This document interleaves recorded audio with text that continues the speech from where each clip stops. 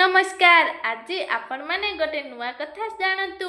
आपण माने तो आम ओडिशा माँ लक्ष्मी को पूजा विषय रे जानिथिले। आज महाराष्ट्र रो मराठी मानक पूजा विषय रे शुणंतु। मराठी मानकर माँ लक्ष्मी को पूजा आम परी नुहे, पूरा अलग भली करि थांती। आ तांकर शेष पाली दिन 5 जण किंबा 7 जण स्त्री लोकंकु डाकी चंदन सिंदूर लगाई एई सबु जिनिस दियंती। कदली पान गुआ मिश्री फूल सहित माँकर पुराण देई थांती। आ एमिति भाबरे माँकर पूजा करि थांती। मते भी आज निमंत्रण करिथिले। मु गलारु मते सबु एई जिनिस गुडाक देइथिले। मु तो भाबिथिली माँ लक्ष्मीकर पूजा आम सारा भारत रे एका परिका हेइथिबो बोली।